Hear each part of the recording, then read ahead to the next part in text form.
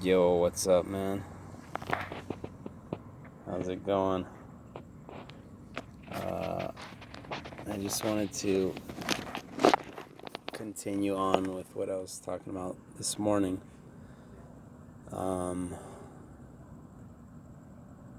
Which is, so we're on a path as a civilization, as a species right now, which as it's going, I don't think anyone truly believes that will lead us to the kingdom of God. I don't think that the status quo as is going to lead us towards that kingdom. I don't think there's anyone who really believes that. And there's those that don't believe that that's ever going to happen. Like, they don't believe in a world where there's no hunger, where there's no poverty, where there's no unfulfillment, where people are truly fulfilled, where people are truly connected. I don't think most people don't believe in an ideal such as that world, which I've called, and many people have called, the kingdom of God on earth. And that's been the theme in Christianity from the beginning. That was Christ's objective when he came to earth as well, is to bring that kingdom of God that's within, bring it into this world. But how are we going to... So the question is how. That's where all the discrepancies come in, is how are we going to do it? And the determining factor, we have to really concentrate on what's important and what's not important. And the determining factor is always going to be love. Unconditional love is going to be the determining factor, and that means nonviolence, and that means faith. Faith is built in love. Nonviolence is built in love. Those are the determining factors. Now, when we start talking about all these other themes that might be important to especially a lot of Christian religions nowadays, but homosexuality, cussing, drinking, the Sabbath, doing all these certain types of behaviors.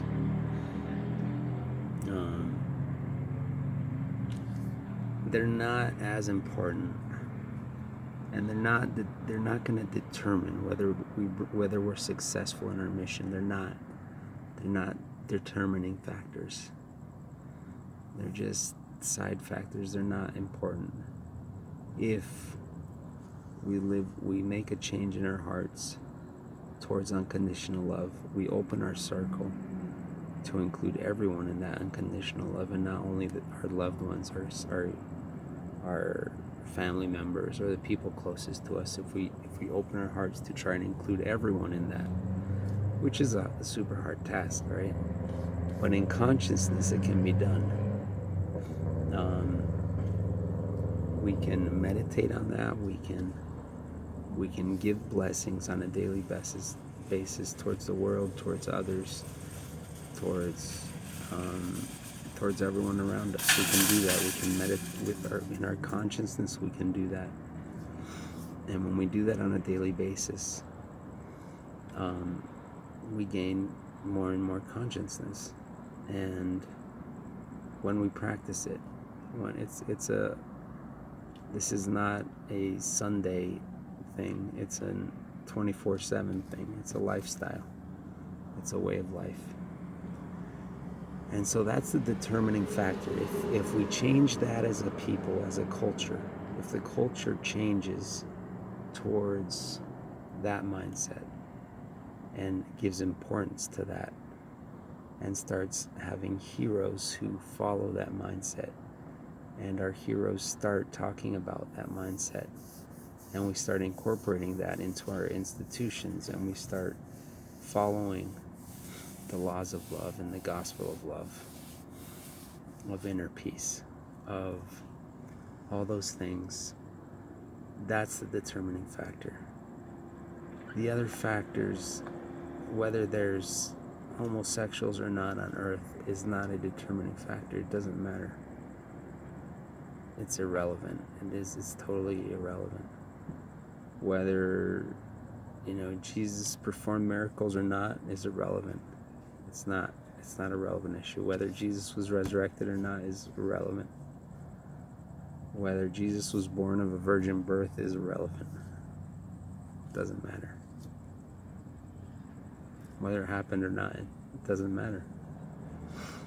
It's not relevant to our future, to our plight. The revolution of love is the only revolution that's left on earth.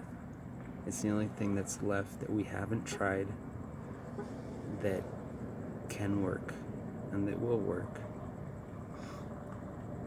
And so when all of these other things create division amongst us, and our objective is to become unified as one people, under one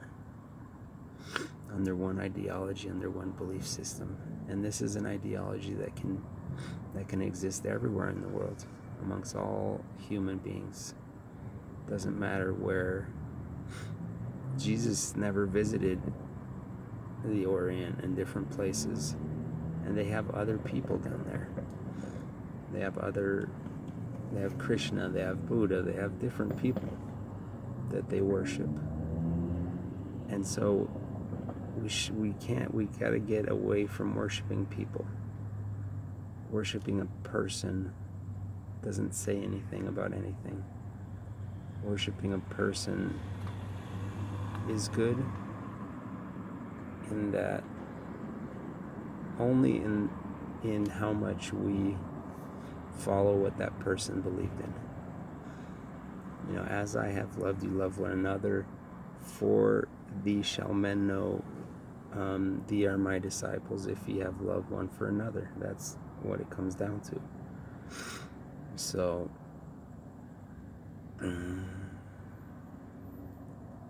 yeah, our only revolution left, the only thing left, is love.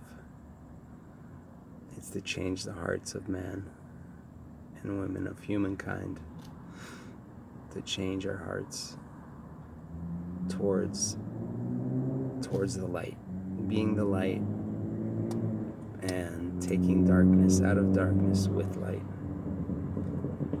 is the only way. It's a very simple concept.